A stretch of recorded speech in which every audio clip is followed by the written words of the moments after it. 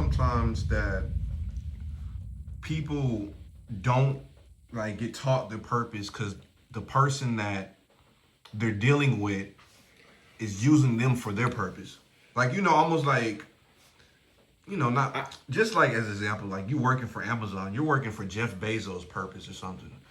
People, when you're working or you're doing something for somebody, they're not really going to want to help you because you're in the middle of their destiny, right? Yes. But see, the project of everything in life is supposed to be taught by the parents. So the parents, if the parents don't understand purpose, if the parents don't understand what to do, we're expecting other people from the outside to come in and teach our kids.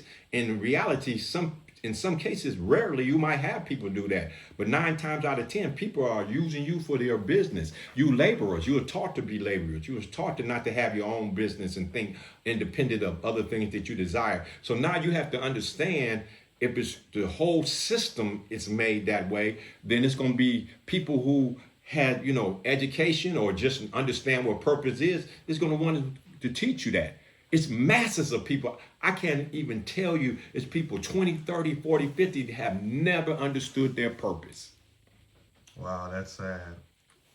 Well, what's the biggest addiction in society right now?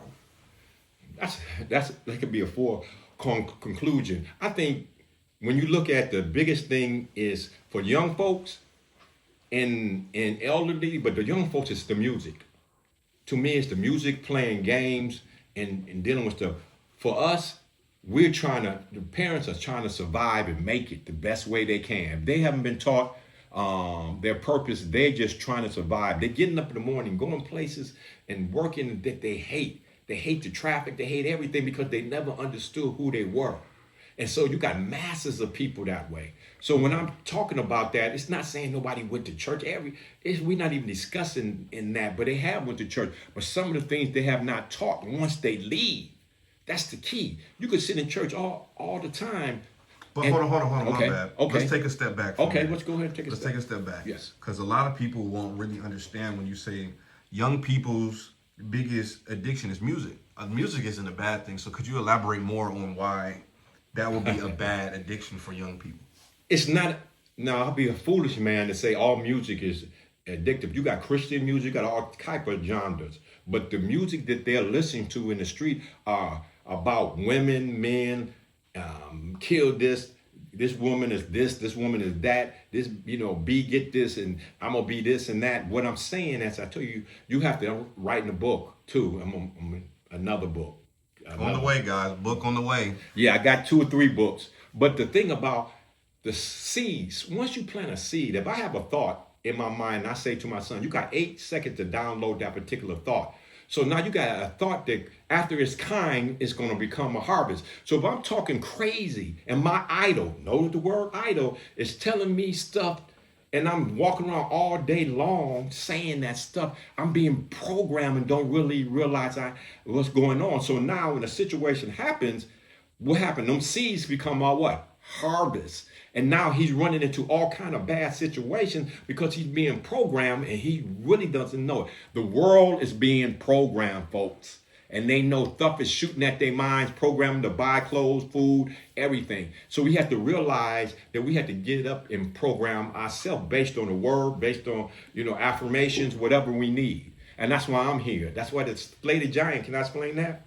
Yeah, we will get there. Okay. And it's crazy that you say that because, as y'all know, people around his age know better than my generation. But we call it TV shows and channels. But back then, y'all called it what?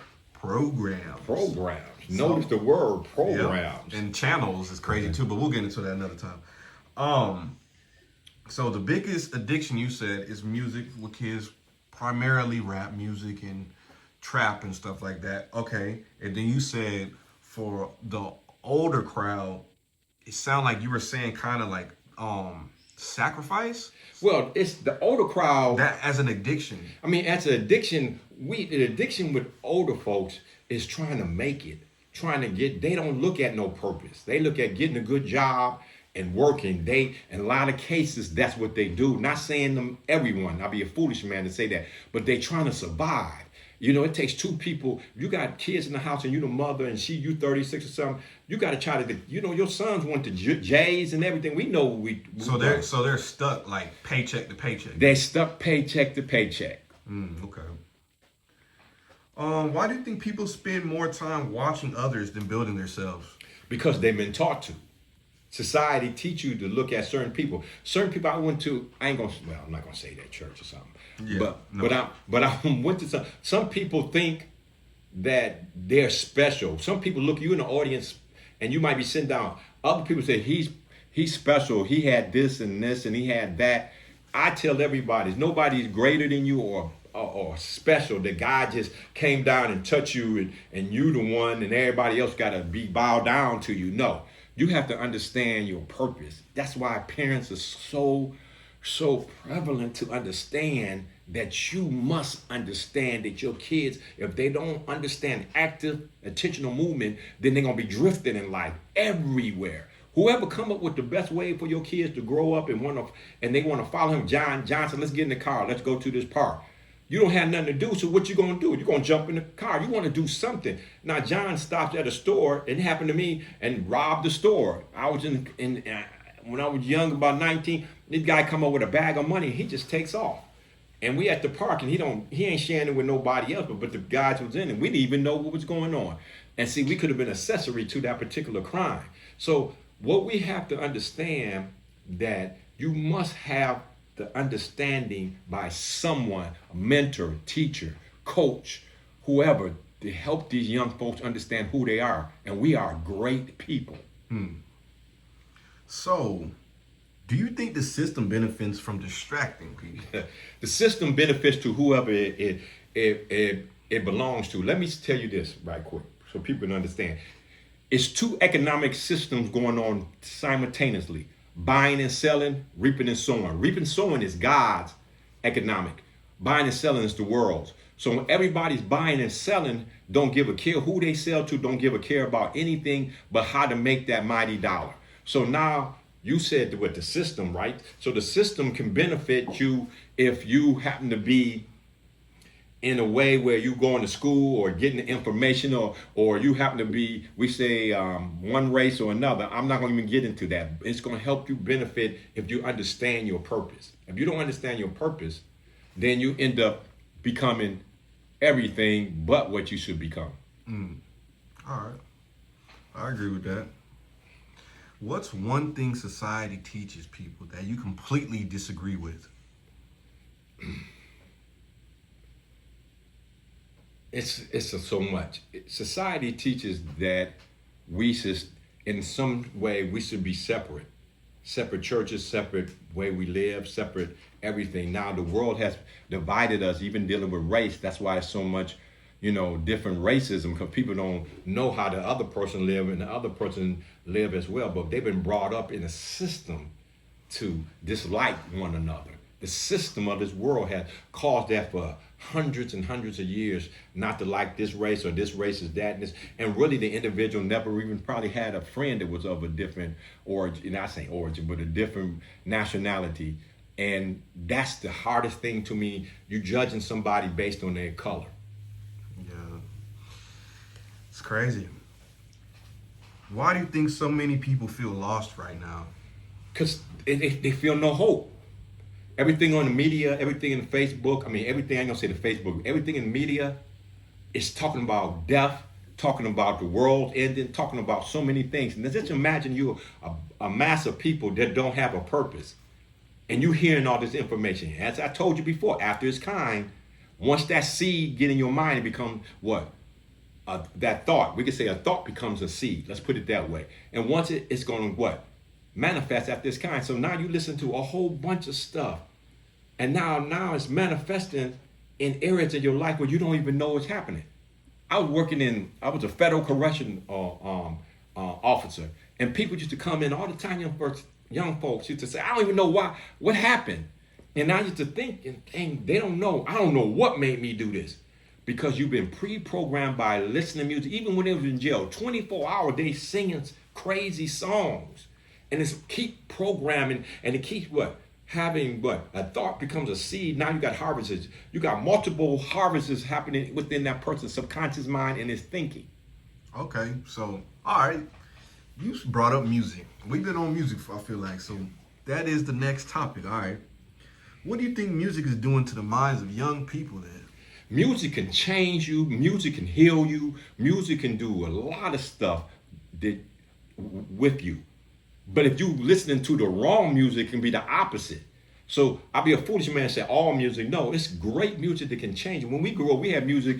We didn't have to go to no therapist because the music told us what to do. We had love songs. We had Mike. We had Stevie. We had everything. And what we did, we used to listen to the songs and say that to the young ladies and everything, and they loved it. See, now you're talking about, you know, witches and liches and all kind of things. And the music in that category is destroying the black family.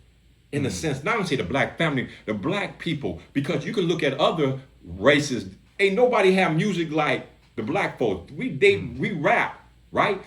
Tell me other races that talk about their women like we do in records and things. They don't, because it's programmed for us to be that way. Okay, all right. Do you think negative energy gets promoted more than positive on music? In a lot of cases, it does.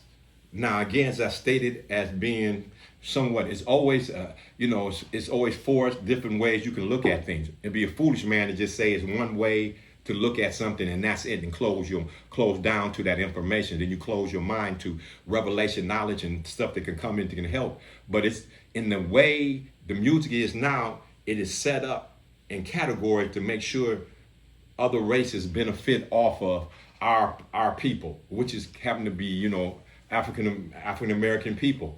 Now, from that point, we sitting here with rappers and things, and I'm not saying they're not doing good things, but the message can't be talked about shooting and killing, and these girls are bees and then dressing all like this, and expect them to become outstanding citizens.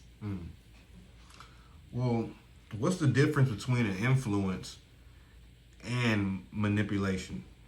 And you kind of getting me right there now. Influence is somebody, if I'm doing something and I'm saying something and you listen to me, maybe I can influence you in a way that, okay, I like what he said. I might go to that particular school because you were talking about all what that school did for you. You had the teachers, the mentors and stuff. So I'm trying to influence you to let you know this is a good school for this particular subject or this particular area of life that you want to go in. And what was the other one again? Okay, what's the difference between influence and manipulation? Manipulation, when I'm sitting there saying stuff to people, knowing that they're going to take hold of it, these young men's minds. So that it's like the soil. So if I'm sitting here saying records at 14 and 13 and 12 years old, talking about bees and all these other things, you are programming this kid from the age of 11, 10, 9 up with music and understanding of destructive thinking, destructive thoughts. Then you got to go to school and then try to focus, but also you got the music. Which one are you listening to more? You going to school or the music? So the time you go to school, you don't even want to talk about no school. You see people beating with their pencil, a rhyme or somebody like, yeah, boy, you got that? Yeah. So they already being programmed. I told you it takes what? In thought, 8 seconds to download that information. So these kids walk around with things in their mind that you couldn't even imagine what's going on. Well, do you think artists understand how much power the words carry? I think the artists understand, but they don't care because there's money involved, because they grew up the same way. And they thinking that, hey, I ain't putting a gun to his head, but he is. Because the idol, just think about this. We'll say this right quick. I'm an idol. And I take my words and put it inside your body, your soul, or your conscious. And you take hold on what I've been saying. Now you become twice as worse than I am, because you're going to took your words and put it in me, and I double it. You see what I'm saying? I take it and I come more, grimy. I come more crazy, because now I'm that guy. I'm that beast that you got to follow. Or like they say nowadays, I'm him. I'm him. And you're going to have to watch out. You're pre-programmed. Everyone is. And they don't even know unless you understand what's going on. Well, if you sat down with young rappers right now, like if somebody was if I was the rapper. You was a rapper. Yeah, I was. Okay. This ain't about me though. What warning would you give them? The warning would, if they would listen, is everything is not about money. Everything is you have to look at what you're going to be accountable for. Everybody in life is going to be accountable for what they say. You know, if your words don't have power to move and help shape and form somebody, what is it doing? You got unproductive words.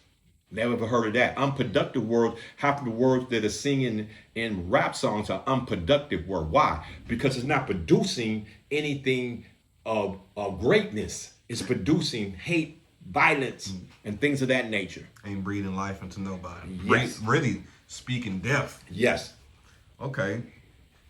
Well, do you think fame changes people or expose who they already were? Fame can change you if you don't have you're not grounded to what you been taught all your life. If I became famous or things start happening for me and I changed because I got money, then you would see me change. But I'm grounded enough to know that money's just a tool. It's not the most greatest thing we put. That's another thing they would talk to money. Money's just least on the list. It's understanding how money flows and what is it for a tool. And we haven't, none of the young kids, masses of them, have not been taught that. See, they have to be taught things. We go into church every Sunday, and what are we teaching?